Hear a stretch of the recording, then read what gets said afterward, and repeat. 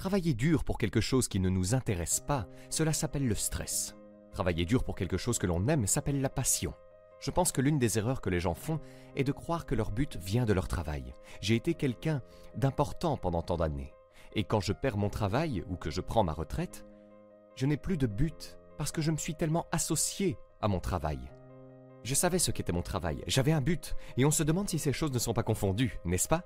J'avais un sens du but de mon travail, et puis quand je n'avais pas le travail, tout d'un coup je sens que je me suis réveillé le matin et que je ne savais pas quoi faire. Le but n'est pas votre spécialité professionnelle militaire, SPM. Votre but n'est pas votre tireur de scie. Votre objectif n'est pas le travail que vous faites tous les jours en vous réveillant. Votre objectif est quelque chose de plus grand. J'ai 5 petites règles que vous pouvez suivre pour trouver votre étincelle et lui donner vie. La première est de poursuivre les choses que vous voulez. Laissez-moi vous raconter une histoire. Un de mes amis et moi sommes allés courir à Central Park. L'organisation des coureurs sur route, les week-ends, organise des courses. Et il est très courant qu'à la fin de la course, un sponsor offre quelque chose. Des pommes, des bagels, etc. Et ce jour-là, quand nous sommes arrivés à la fin de la course, il y avait des bagels gratuits et des tables de pique-nique installées. D'un côté, un groupe de bénévoles, sur la table, des boîtes de bagels, et de l'autre côté, il y avait une longue file de coureurs qui attendaient de recevoir leurs bagels gratuits. Alors j'ai dit à mon ami, allons chercher un bagel. Et il m'a regardé et a dit, la file est trop longue. Et j'ai dit, bagel gratuit. Et il a dit, je ne veux pas faire la queue. Et j'ai dit, bagel gratuit. Et il a dit, non, c'est trop long. Et c'est là que j'ai réalisé qu'il y a 2 façons de voir le monde. Certaines personnes voient la chose qu'elles veulent, et d'autres voient la chose qui les empêche d'obtenir la chose qu'elles veulent. Je ne voyais que les bagels, ils ne voyaient que la queue. Parce que la règle est la suivante. Vous pouvez aller chercher ce que vous voulez, mais vous ne pouvez pas empêcher quelqu'un d'autre d'aller chercher ce qu'il veut. Vous n'êtes pas obligé de le faire comme tout le monde l'a fait. Vous pouvez le faire à votre façon. Vous pouvez enfreindre les règles. Vous ne pouvez simplement pas empêcher quelqu'un d'autre d'obtenir ce qu'il veut. Règle numéro 2. Au XVIIIe siècle, un phénomène s'est répandu en Europe et a fini par atteindre l'Amérique. Il s'agit de la fièvre puerpérale, également connue sous le nom de peste noire des enfants. En gros, les femmes accouchaient et mouraient dans les 48 heures qui suivaient l'accouchement. Cette peste noire de l'accouchement a fait des ravages en Europe. Et elle n'a cessé de s'aggraver au cours d'un siècle. Ces médecins et hommes de science ont voulu étudier et essayer de trouver la raison de cette peste infantile. Ils se sont donc mis au travail et ont étudié les cadavres des femmes qui étaient mortes. Le matin, ils procédaient à des autopsies, puis l'après-midi, ils allaient accoucher et finir leur tournée. Ce n'est que vers le milieu du XIXe siècle qu'Oliver Wendell Holmes a réalisé que tous ces médecins qui pratiquaient des autopsies le matin ne se lavaient pas les mains avant d'accoucher l'après-midi. Et il l'a fait remarquer et a dit « Les gars, c'est vous le problème ». Et ils l'ont ignoré et traité de fou pendant 30 ans. Jusqu'à ce que finalement, quelqu'un réalise que s'il se lavait simplement les mains, le problème disparaîtrait. Et c'est exactement ce qui s'est passé.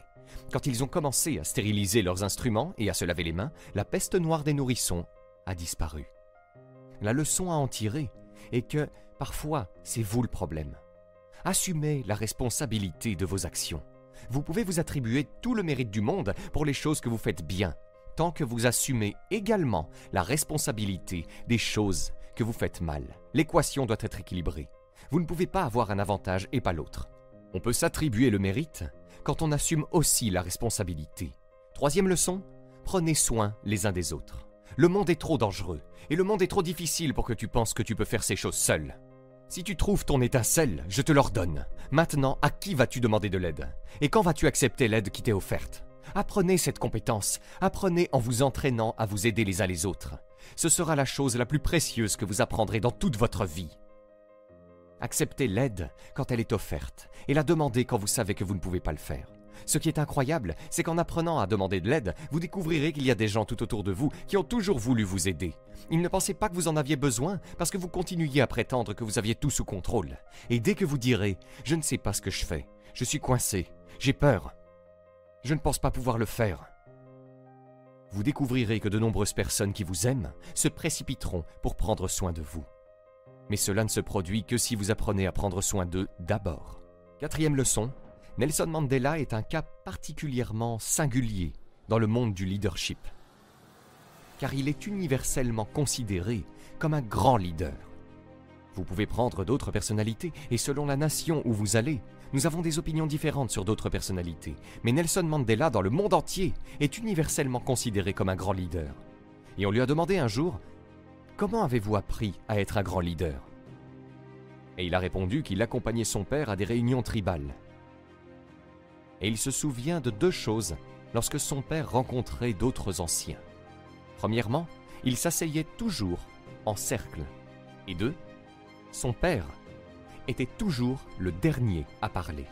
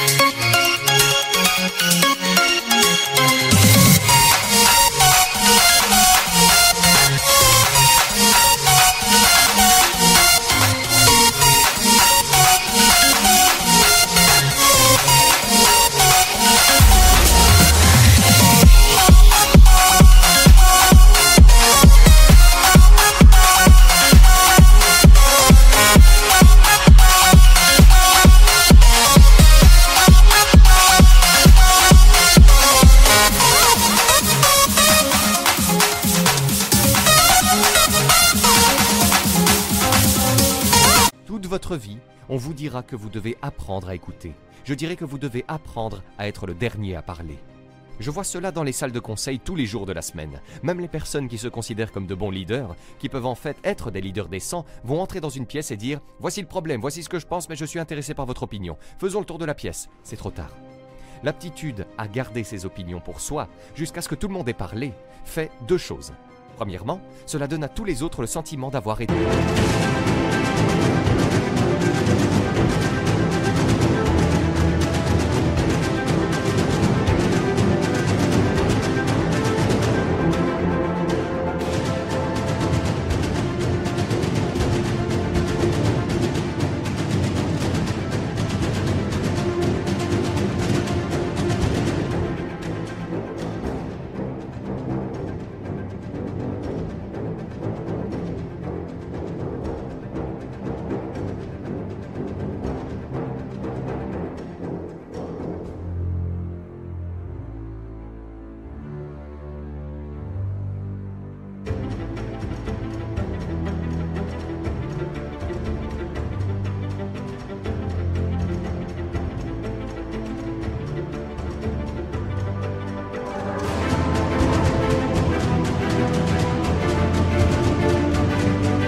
Entendu.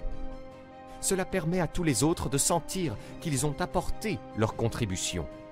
Et deuxièmement, vous avez l'avantage d'entendre ce que les autres ont à penser avant de donner votre avis. Gardez ces opinions pour soi. Si vous êtes d'accord avec quelqu'un, n'acquiescez pas. Si vous n'êtes pas d'accord avec quelqu'un, ne faites pas non de la tête. Restez simplement assis, absorbez tout, et la seule chose que vous êtes autorisé à faire est de poser des questions afin de comprendre ce qu'ils veulent dire et pourquoi ils ont l'opinion qu'ils ont. Vous devez comprendre d'où ils parlent, pourquoi ils ont l'opinion qu'ils ont, et pas seulement ce qu'ils disent.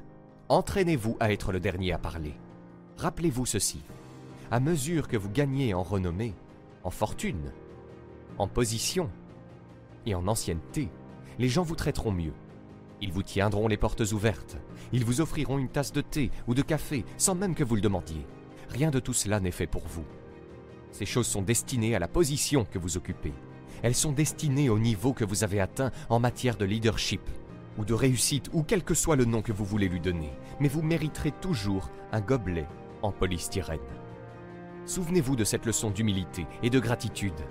Vous pouvez accepter tous les trucs gratuits, vous pouvez accepter tous les avantages. Absolument, vous pouvez en profiter. Mais soyez-en reconnaissants et sachez qu'ils ne sont pas pour vous.